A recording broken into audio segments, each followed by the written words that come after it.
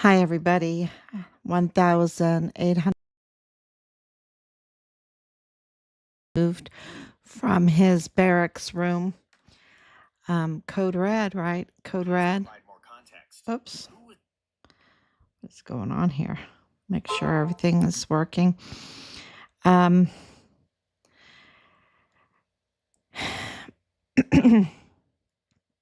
So we are at day 1,809 days since Richard was forcibly removed from his barracks room on Fort Bliss in El Paso, Texas, and his life was taken from him. And it is July 15th, 2025. And, everything is, this whole thing, it's just really coming all together. And just so much to tell you tonight. Everything, we've been doing this for 5 years, and it takes that long to understand everything that has taken place, why people have done certain things. It's it's a huge murder case, right? This our son's case is a huge murder case, and it involves we're at 22 agencies involved in this, and it's international. And we've had to deal with each one of those agencies and then the institution. And of course, when you see an interview like Tucker Carlson did a couple days ago with, I think, Representative Santos, I don't know if I have his name right, but I watched the whole thing. And what he's telling you is that our Congress spends more time getting drunk on the hill and going then down into the basement to the cages and, having their way with each other down there, because it's like this sign of power. That's what he was saying. I mean, and when you've been through 5 years of what we've been doing, knowing that these people are always sexually minded, vile and vulgar, right? And that our media and everything is grooming us to be that way, right? In our school and everything like that, that we can't see what's important in life to deal with, to move forward, because we're caught up in this animal house mentality that's even in our highest institutions like our Congress, right? Where the stench up there is not one of sobriety, right? Meaning that things aren't important then. Things aren't important, and that they're taking advantage.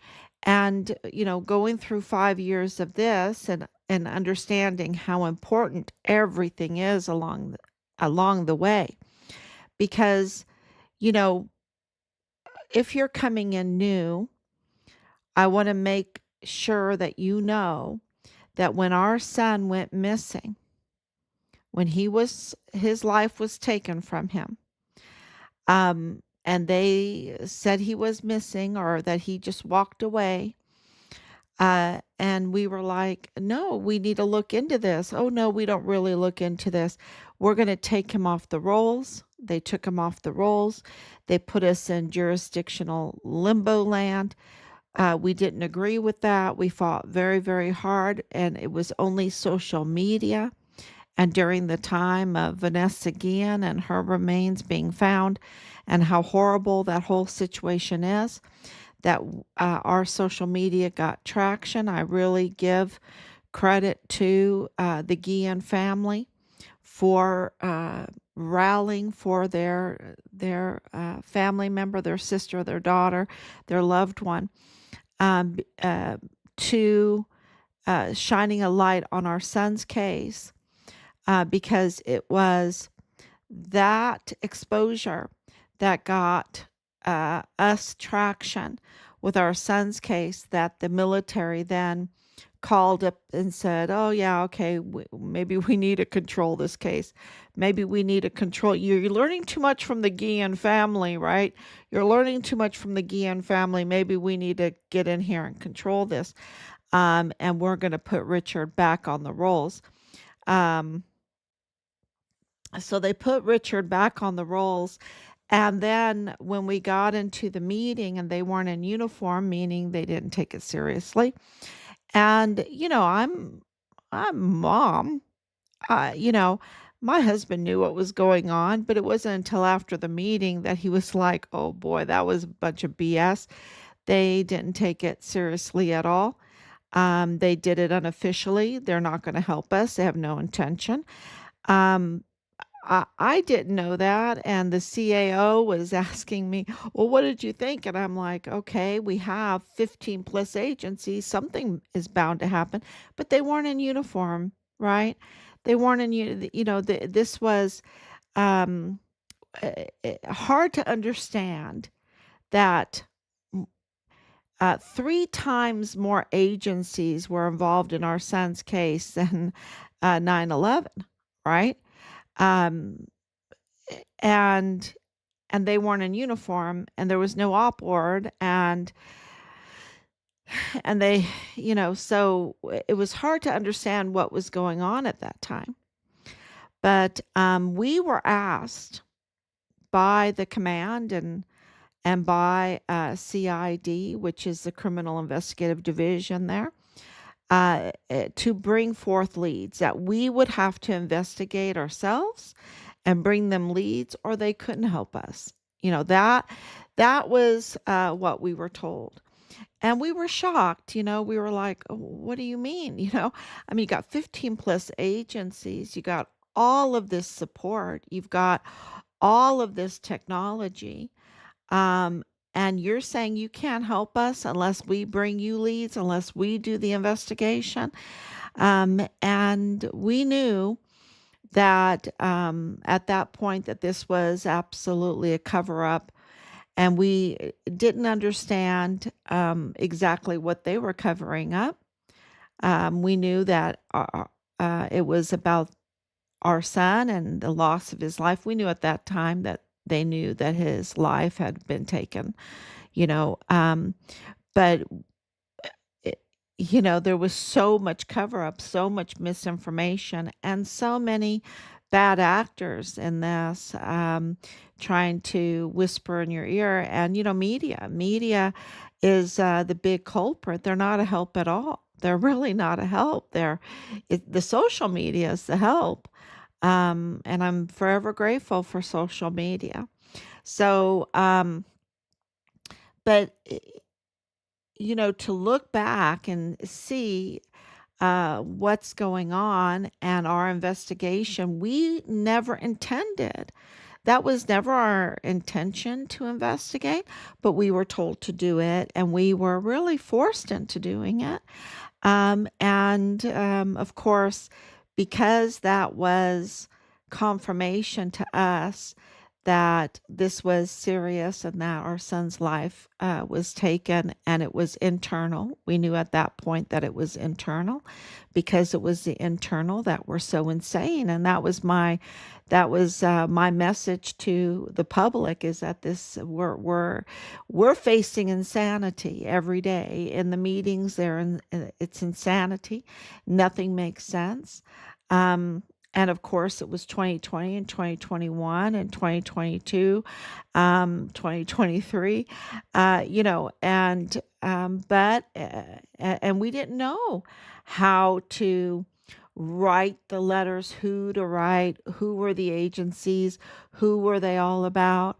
That all had to be learned. It was, we're not lawyers, and uh, we were never, our family never really was in trouble, so we never had to learn the system, I guess.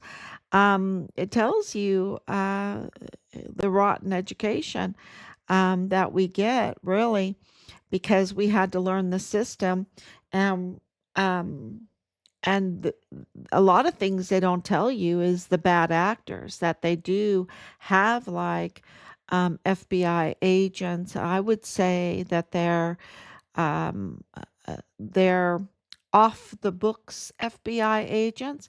And not only that, but you have political groups, political candidates that have groups of people that spies, let's say that spies or operatives. Operatives is a good word that will also send their operatives to you to infiltrate to get information. And we don't learn that that's going to happen, that the media is going to answer to somebody else, have a different intention, and that the uh, candidates or the political representatives or those the politicians, let's just say that, have their operatives that spy too, and that they're all up to no good. And that they're all up to no good because I guess they want to keep the party going there on the hill so that they can just go there and just drink it up and then go down to the cages and have their way with each other. That's it was very clear that they weren't there to do their jobs. They weren't there to do their jobs. They might give you a token so that that could be put into to the newspaper or something like that, or to the media. But so we absolutely have learned that we had to investigate ourselves if we wanted to get answers to what happened to our son. And of course, we were lied to over and over again by Richard's chain of command, by those that have a duty to protect him, by the senators, by the Congress. Veronica Escobar, she absolutely lied to us. She absolutely knows what happened to Richard. So does Ted Cruz. And it didn't matter if you had a D or an R, it didn't matter. Um, they absolutely have a mess in El Paso as far as their the system that they deal with every day and that they're supposed to be the oversight for, and they allow this mess. They allow the people of El Paso, of Fort Bliss, our military, to be used and abused and conned and everything. And they absolutely know what's going on. And so we figured that out. Figured out the system. It took a little bit, and we figured out who to write letters to, and we have absolutely been nonstop. Matter of fact, we're faster than ever, and we are. That's why you're seeing a lot of results, and of course. Um, there's been a lot of things happening even in when the Biden administration was in, a lot of things from that period of time that we were doing uh, in the learning process. And they might have blocked us, they might have blocked FOIAs, they might have tried their hardest, but don't ever forget that our efforts, and when I say our efforts, I mean your effort, because this is all about social media for our safety, social media to get the word out, because the media is not going to do it. Um, uh, but it was our collective efforts that on April 24th, 2024, we they were forced. Okay, they did not do it because they wanted to, but because our investigation had produced such hard evidence and so much of it that they had no other choice. They were forced to legally designate Richard as deceased. And that was a really, really big deal. And that is when we got our second confession from Leilani Hart, where she's like, I don't even know who Richard Halliday is. I don't even know who he is. When, in January, very early in January of 2021, right? Just weeks after we left there, but while we were there, because she turned in this paper on the 9th of 2021, she was already researching and writing who Richard is, and also making statements that that only an eyewitness can make a statement for, right? About, the information she was giving out in the papers that she was writing and researching about our son, Richard Halliday, was could only come from someone that was a witness and to what happened to him. And so, uh, in 2024, when she's lying, absolutely caught in a lie, saying that she didn't know who our son is, um, we have the proof that she absolutely did. And, and Leilani Hart is a convicted criminal, is a liar. I mean, that's her nature, is to lie constantly. And of course, Dallas Hart, his nature is, he takes after his mother, is a liar. And we talked to him on the phone, and he was like, "Oh, I haven't seen my mother in years." I think he said years. He didn't get along with her and that, and and that he didn't even know who Tavita Nusa is. And he called Tavita Nusa, the CID agent, he called him Travis. And this was on the phone with us, and it's on record, and maybe I'll release that. But um, but the thing is he lied, right? He lied, and he is lied with the travel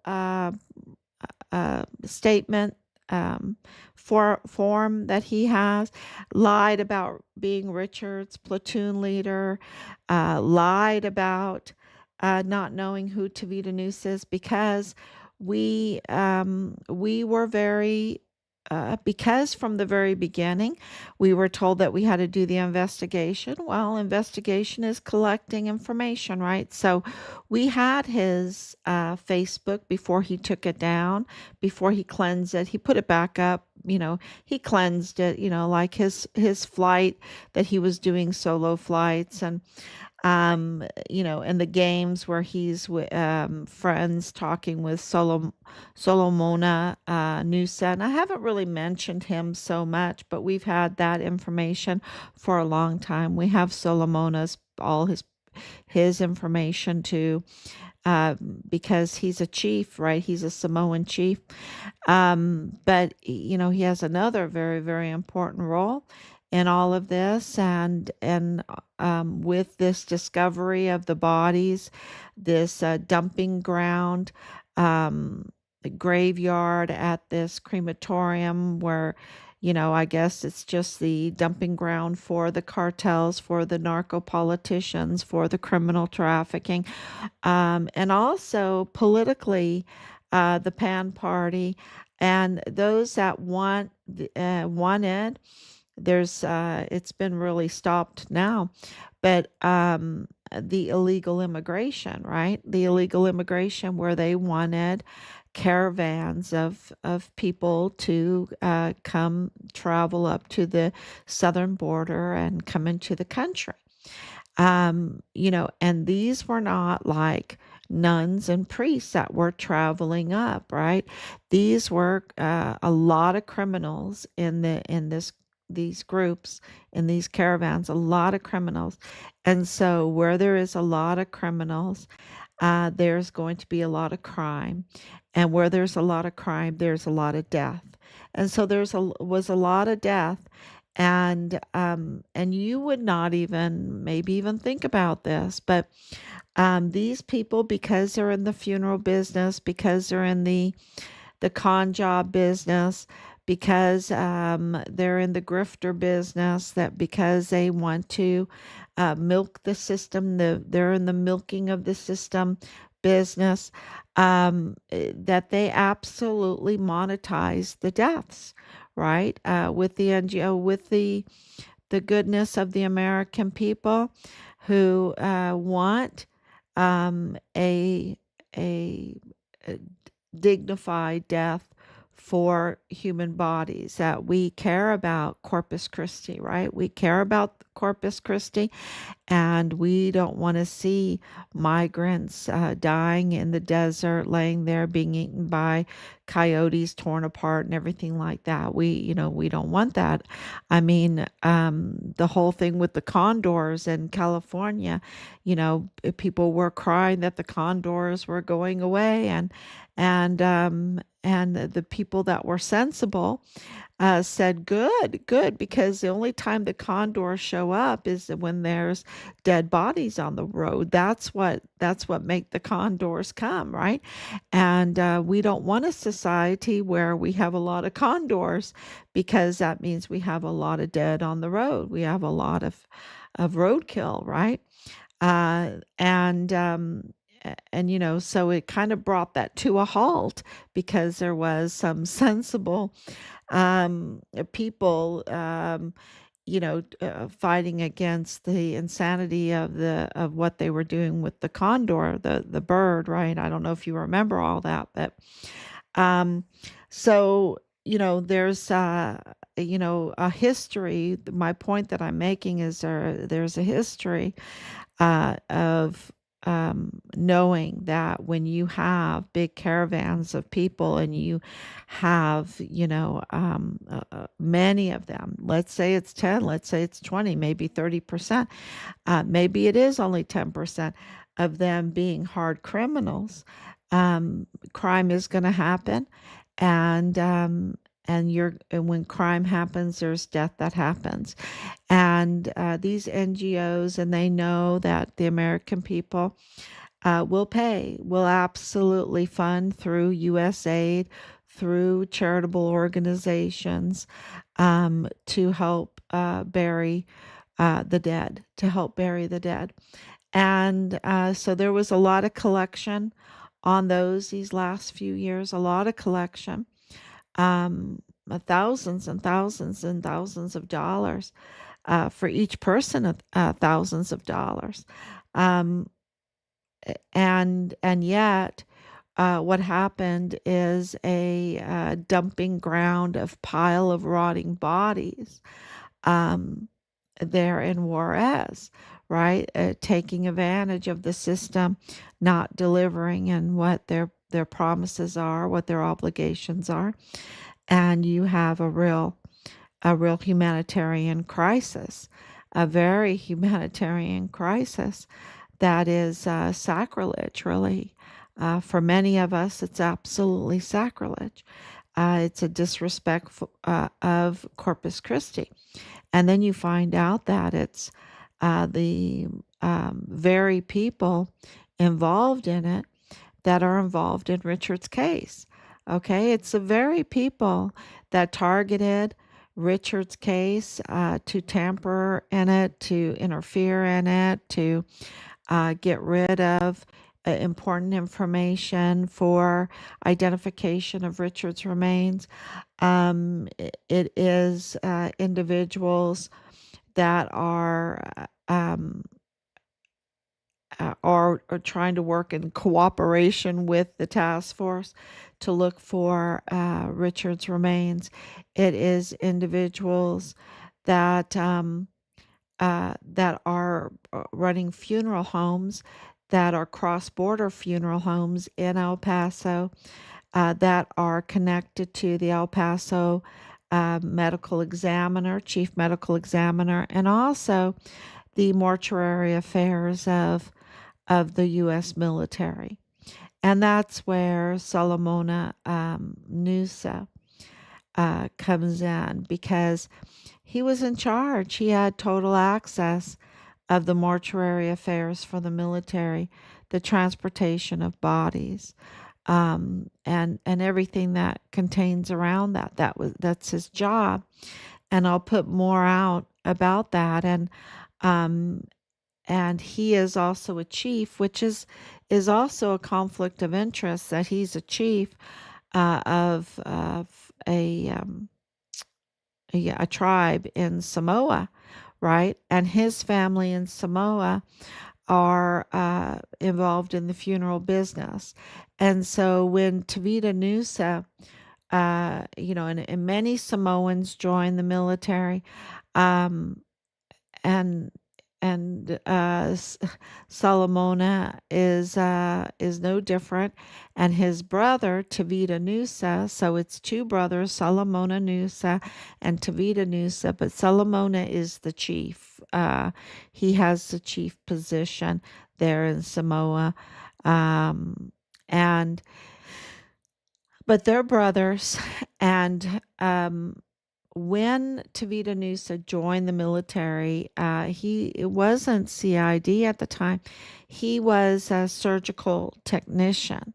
He was a surgical technician because his family's in the funeral business, so he absolutely knows how to um, how to do whatever a mortician needs to do to a body, right?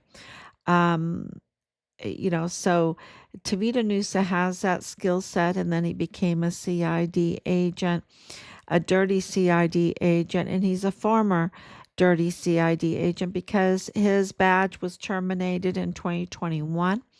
We have confirmation of that. And of course, that is absolutely in connection to everything in our son's case, and some other information that we've gotten. But these two are brothers. One that is in charge of bodies that are no longer alive in the military, which would have to deal with Purchase Funeral Homes or Martin Funeral Homes or Sunset Funeral Homes. I think Sunset. I make sure I get these names right, but Purchase is a big one, and Martin Funeral Homes is another big one that handle the VAs, and then the big thing everyone needs to know is that these two brothers that are in charge of dead bodies and even investigating, um, their family to Leilani Hart, okay? Their family to Dallas Wayne Hart. And so when Dallas said that he didn't know who they were, he was absolutely lying. Absolutely lying, because we have his Facebook where he's in communication with them, especially when it came to the football, right? When it came to football. So, so we have the hard evidence that they were lying. And of course, Leilani Hart, our witness testimony right from the very beginning was that not only were they family, but that Leilani was intimate with Tavita Nusa, that they were up to no good. I wonder, like if they would have gone to Congress, would they have, gone down to the cages, and had their way with each other? Because they apparently, our reports are, they were having their way with each other. And James Hart, Leilani Hart's husband, corroborated that information, and know with the widow that Leilani Hart was letting many men, or maybe women, many individuals have their way with her. Okay, she was just into that.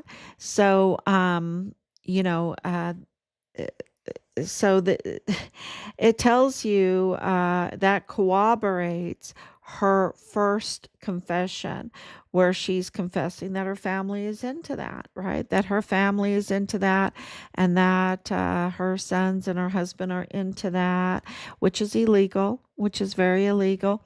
And also, the whole films of the worst type of crimes against children, that when Dallas Hart came back from his deployment, that he went over, and remember, Richard was whistleblowing even in Qatar.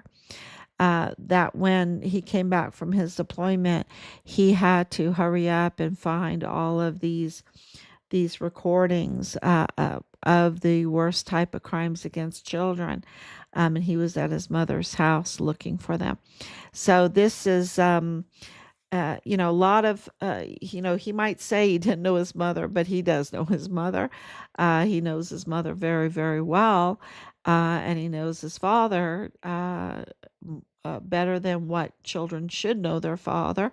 Um, and it's a real it's very criminal. It's all very criminal. And so, for Solomona and Tavita Nusa, to all them to be family, and then of course, um, everything, every little position that they're in, to uh, take advantage of the dead, and the benefits, any of the benefits, that was all in place. So of course, they don't want to let a chance like Richard go by, right? Because it was absolutely a code red and ordering of that. And you know that because of the retaliation that was done to Richard was absolutely insanity. And the JAG is covering it up, and even Sean Bernabe, Lieutenant General Sean Bernabe, the commander of Fort Bliss, covered it up. But he did make a statement like, well, that was, I don't know if I would have done that. That was pretty, that was torture, right? That was torture. And so but maybe he was just thinking, well, he's lost his life now and he's been dismembered now. What can I say? And I'm just going to cover up for this. And he did, and he covered up for it. But, the word is that maybe he covered up for more. Did he cover up for the pedophilias? Yes, he did. Did he cover up for the cartels? Yes, he did.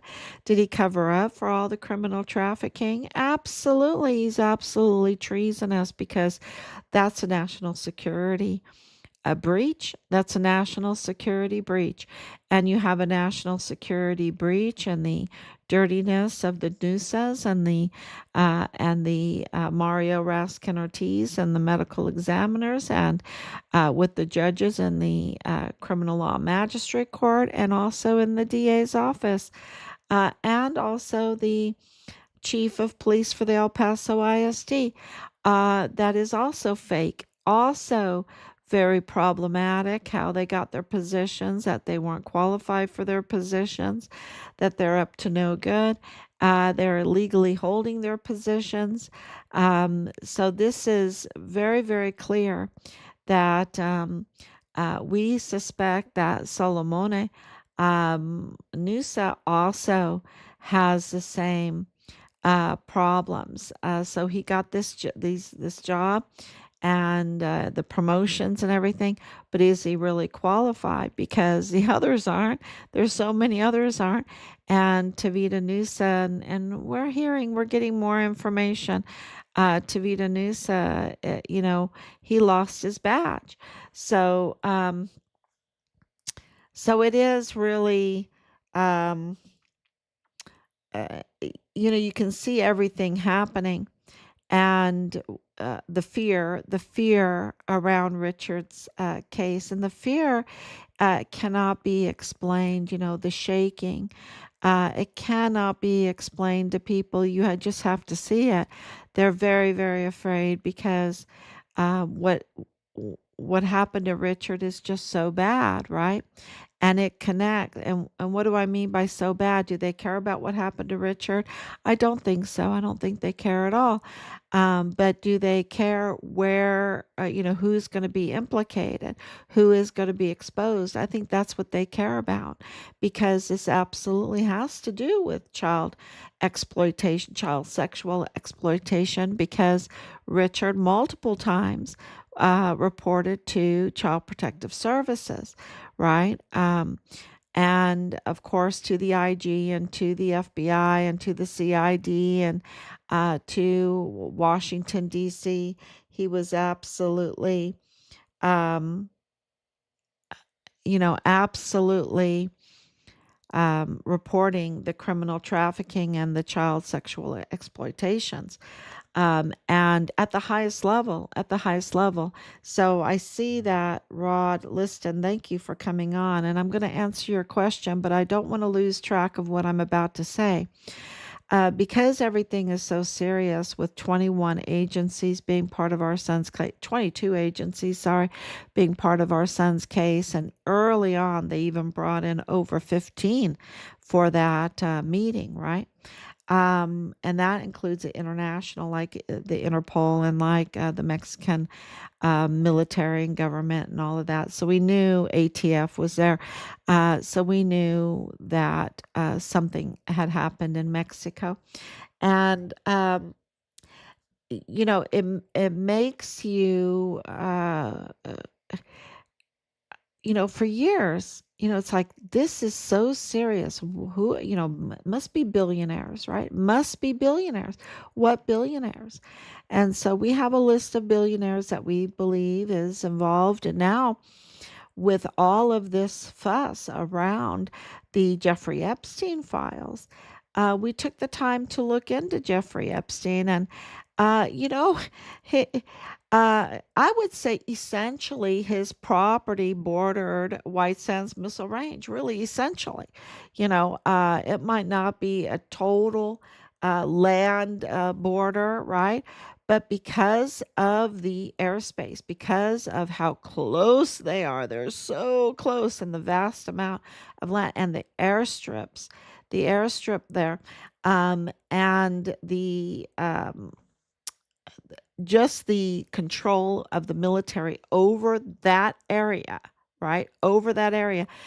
They were essentially touching, really.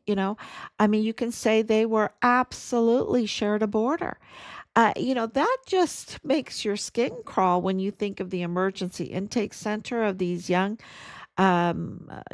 children. And when I'm saying children, it's all the way up to 17 years old. And we know for a fact that Jeffrey Epstein liked his young girls, right? He liked his young girls.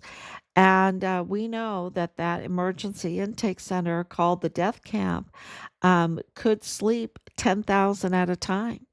And we know that there were hundreds of thousands of them trafficked right there, where they could, they just had a pipeline. It was connected, it was a pipeline. And of course, we know about all of the underground and all of that. That has been confirmed. That's not insanity. That's confirmed, and we know that even some of those underground smuggling tunnels are underneath some of the schools. The El Paso ISD schools and other schools in that area. So this is a huge pipeline. It is not absurd for us, after looking at the map, after seeing how close. I mean, it's so close. You can say they're connected. It's a pipeline of criminal trafficking activity. And are we sure that Fort Bliss was engaged in cartel tied narco politician criminal trafficking of all kinds? Yes, of course, 100%. There's not a doubt in our mind with all of the information that we have. And so yes, Richard saw things. And so I'll get back to now the Rod Liston. Thank you so much. Anicia, thank you so much for your love and your prayers. And his first question is, what were the findings on Richard's cell phone data? That is really good question. Okay, so let me tell you what we have faced in that. Um, Richard was bought a brand new Apple phone by his grandfather when he was the Distinguished Honor Graduate for his cycle in basic training and AIT. His grandfather went there to his graduation with his grandmother, my parents, and he called them Omi and Opie, Omi and Opie, and they went. We were in Europe. Richard grew up in Ireland, and we were selling our place in Ireland and coming back to the United States. He's our youngest one, and when he joined, we were like, okay, we're coming back to the United States now. And and so I had called my mom and dad, and I said, Richard is graduating from basic training. Do you want to go? Do you want to go? And they were like, they didn't, my parents never hesitated at all. They were like, absolutely, 100%. They got in there and they went to Fort Sill, and Richard was number one. Was number one. He didn't even tell us that he was number one. My parents were just like, wow, at the graduation. We got a video of it, and told us right away, and he got a $500 award, and we told him, Richard, we're going to match that. I'm putting $500 in your bank account. Congratulations for being number one in your cycle and basic training.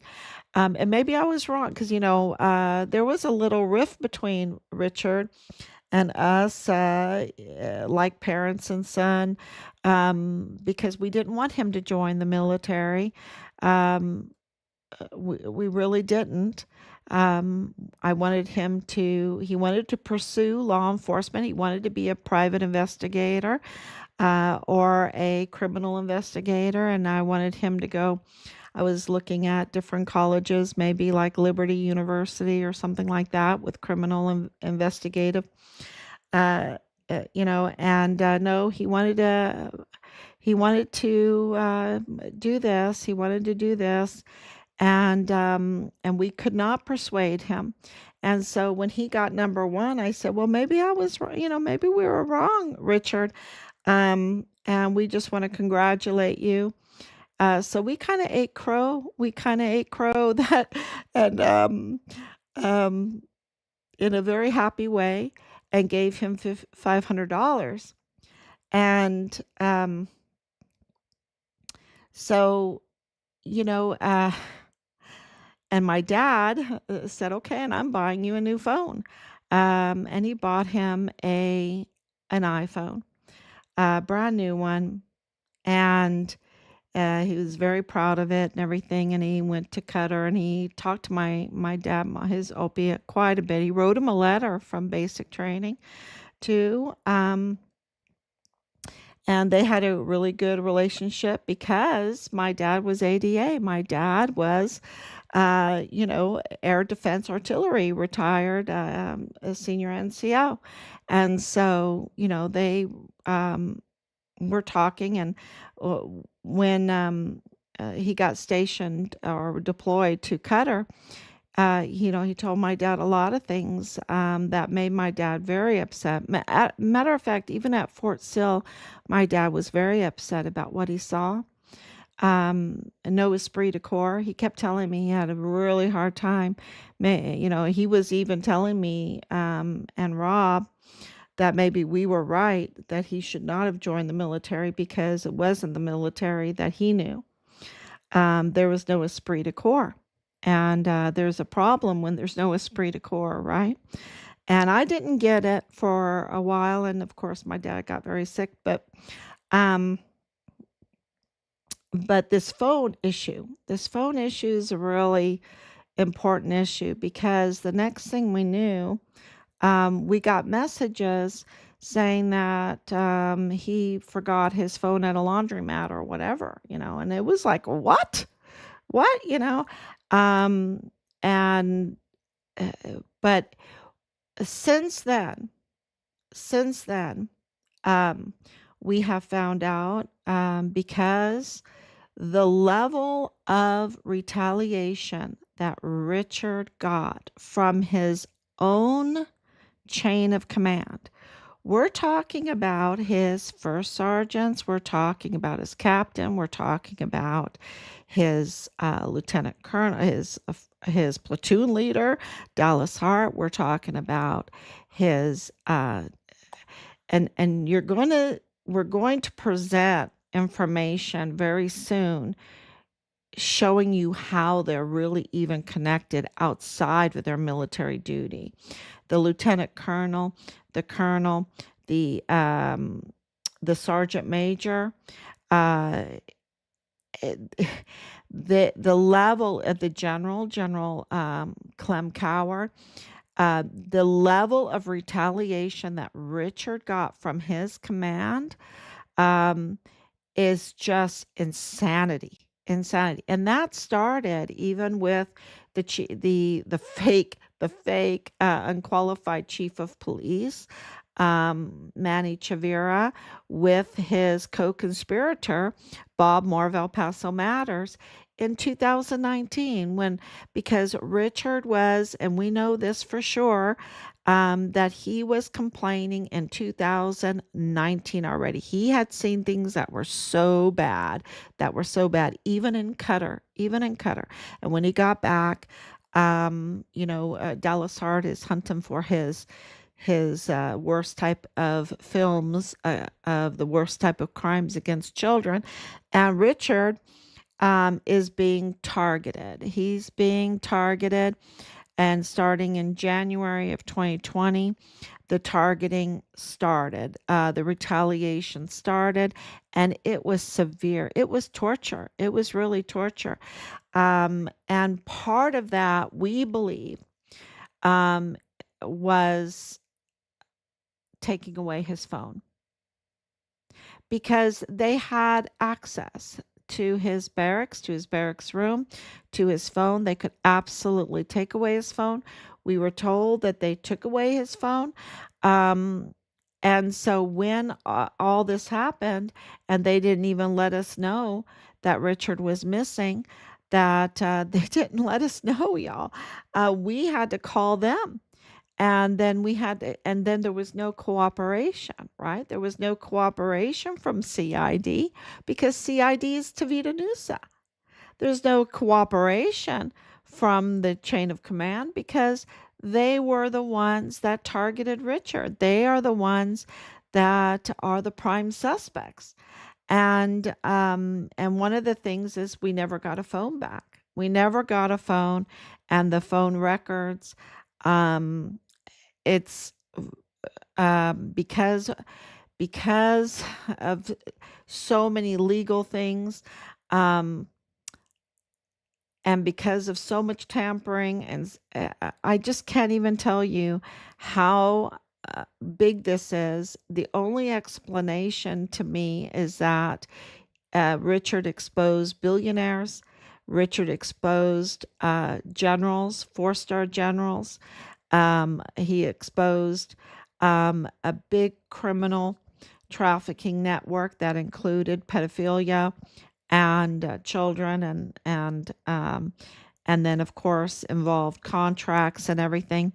And um, and that is why it is not absurd to say that Richard was a whistleblower for what was going on in the investigations against the Jeffrey Epstein pipeline. Because absolutely, and don't forget General Kelly, General John Kelly. He's he, I want to say neck deep, but it's not. It's up to his eyeballs, it's up to his forehead. He's so deep in this, and he absolutely is criminal, because he was Southcom, 4-star Marine, um, and right there in the White House, right there, betraying mutiny, total mutiny, and then and being Southcom, he had that relationship with Juarez. And so afterwards, he went over and worked for Chihuahua state government. He went to work for Governor Maru Campos, who is totally connected to this rotting body uh, dumping ground, right? With the funeral homes that are connected then to the medical examiner and to the mortuary affairs, to law enforcement, to Manny Chavira, um, to the schools, the trafficking, the DA's office, the criminal law magistrate court, to the narco politicians. So, what Richard was exposing, would they take away his phone and try to interfere and block and obstruct justice? At 100% they did. We have hard evidence that they did that. They even searched our home without a warrant. They went so far as to send the a unit through the FBI, which is CID, right? And of course the FBI there and El Paso. Uh, totally is part of this, right? Totally is part of this, and um, went so far as to search our home in Florida. We were living in Florida at the time, without a warrant. And it's to wrap your head around the extent that they went to cover this up, and what we have exposed through through it all. I mean, I can't even if I sit here and talk for 3 hours, I can't expose everything because it involves 22 agencies, then the media, then international. I mean, it was Dallas Hart's picture that was uh, that the picture that was given to Interpol to represent our son. I mean, and they wanted to do that, to skew this picture, right? To do a composite, that any kind of AI facial recognition, in any kind of data bank that the Interpol uses, which of course, Chihuahua, Mexico uses for John Doe's, right? John Doe's and Jane Doe's. Um, it would never give a match if they found um, Richard, right? It would never give a match. It was all about identifying remains, and because it's Interpol and Mexico, and that they did everything to skew that possibility. Now, in the United States, um, uh, the information we have is that they did identify him, his remains. They didn't tell us because, because they didn't call us, because they didn't notify us, and because they thought that we wouldn't even care about our son. Um, and we believe that there was a lot of fraud, that there was, because of their connections to disability benefits, to death benefits, to their group, that they just cash in on that kind of stuff. There's a real possibility from our information that we have that there was impersonation of Richard's family in order to cash in on his death. And we believe that in the United States and also in Mexico. Um, and, so this is, you just can't even make this stuff up. You can't. The evidence is so overwhelming. Um, and the delay the April 24th, 2024, uh, caused so much anguish in Leilani Hart because she knew what it meant, right? That she had to do that crazy confession that we shared with everybody. And then on January 24th, 2025, the in the line of duty designation, which with all the paperwork that we have, absolutely confirmed that Richard was forcibly removed, and they took his life on Fort Bliss, and in the line of duty, which confirms well, we know that he was a whistleblower. We already have that confirmed.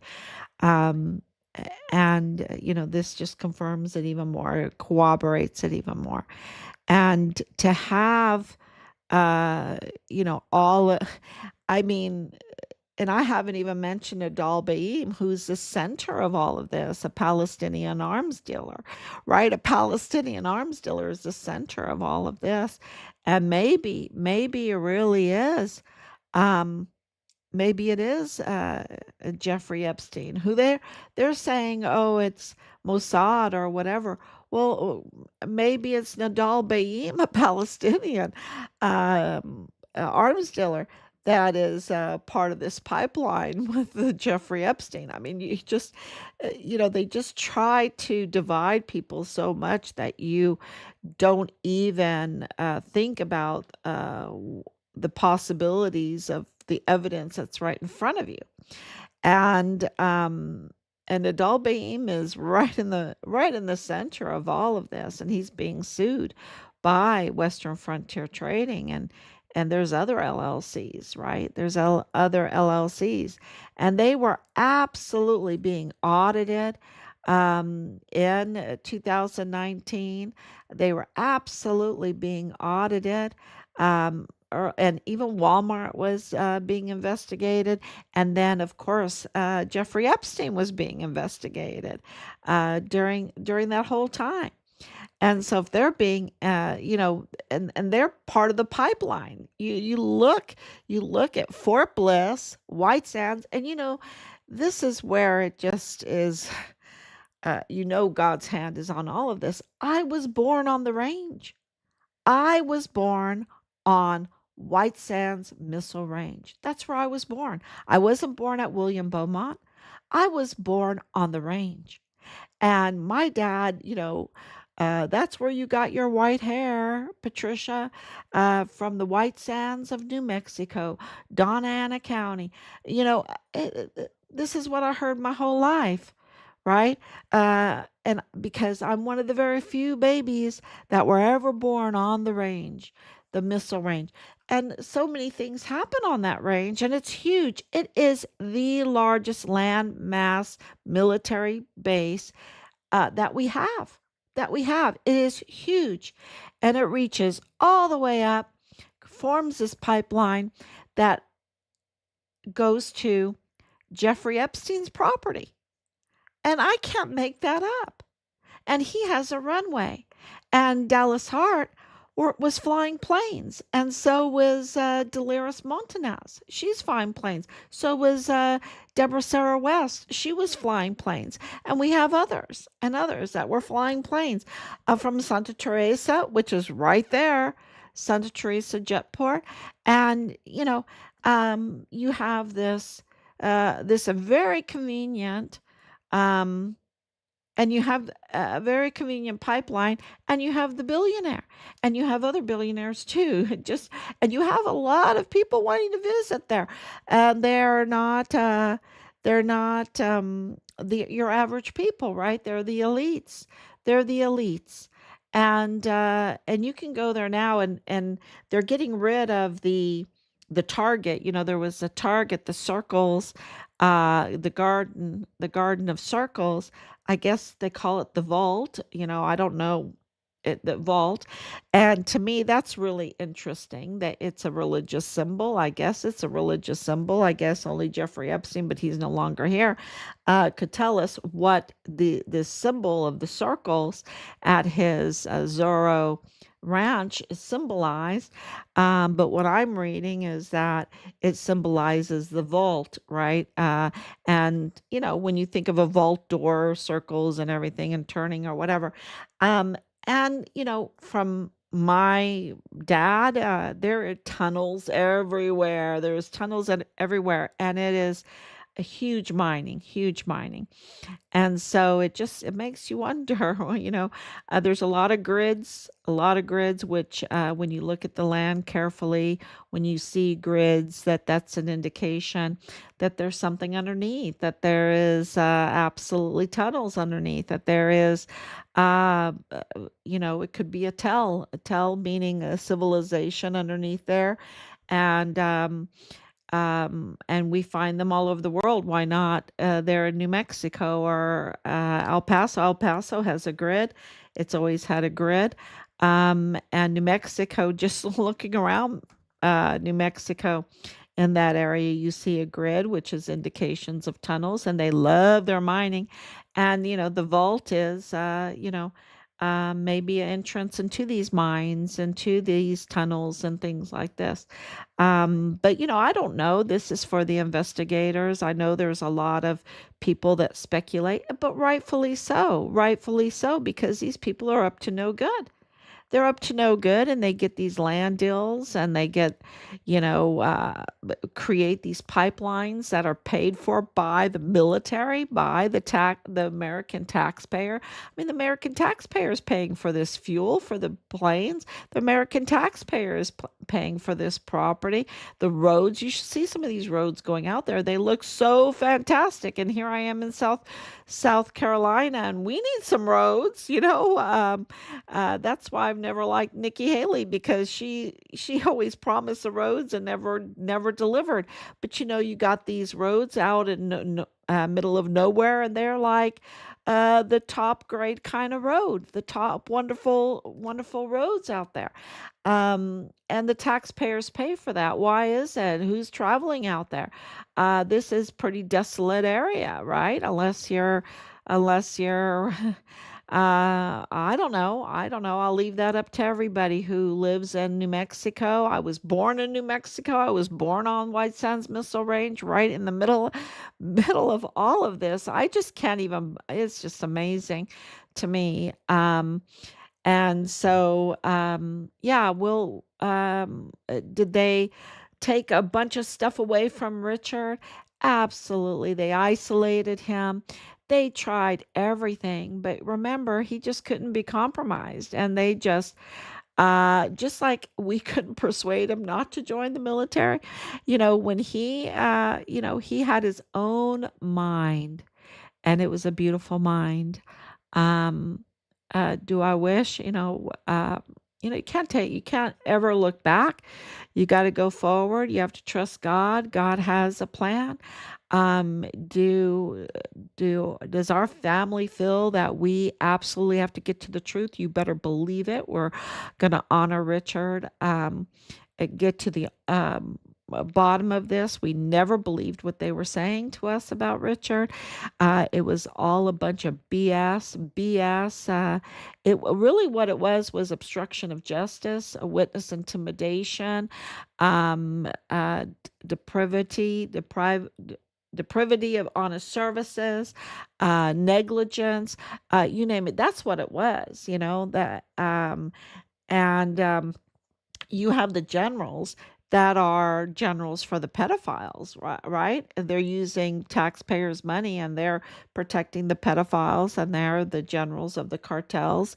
Hey, you know, what is the Spanish word for comrade, right? That that's maybe they're calling Sean Cardona Bernabe, you know, LBB or something like that. I don't know.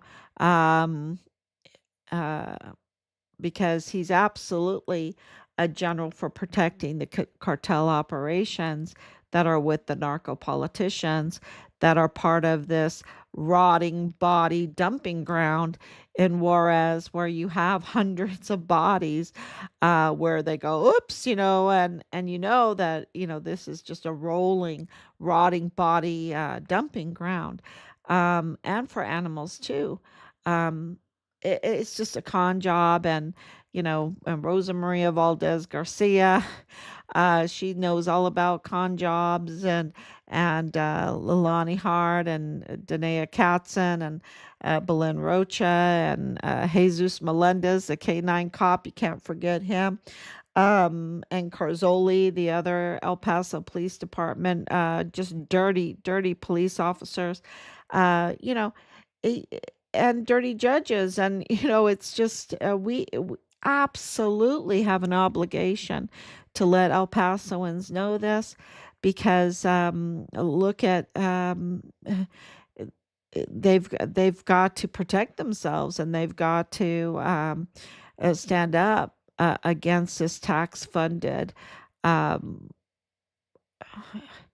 fraud, the tax funded fraud, and criminal activity, cartel criminal activity that leads to a lot of dead people, and a lot of children trafficked, a lot of children, y'all.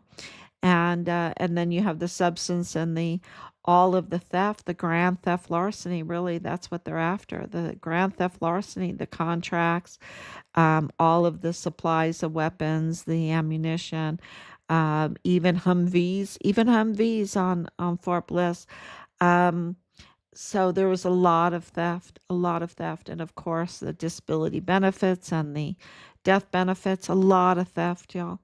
So yeah, I hope. I mean, um, that's today. Today, absolutely uh, shocking. Solomon and Nuusa and Tavita Nuusa being family, being brothers, and being family with Leilani Hart and Dallas Hart, and the lies, trying to cover that up because they're the prime suspects. And then, of course, with Nadal Baim, who's family with just about everyone, right? And it wouldn't surprise me one bit if he was working in this pipeline that led up to Jeffrey Epstein's Zorro Ranch, and all of the trafficking there. So thank you so much, everybody, and I hope I answered your questions. And thank you so much. And please share this, because um, that's how we fix this, is that people will find out and know and ask questions and demand that our government does fulfill their obligations to us, and they have to be forced to do it. We know that they have to absolutely be forced to do it. So that takes a government of the people, by the people, and for the people. That's what it takes. So thank you so much for sharing. Thank you so much, and we will be back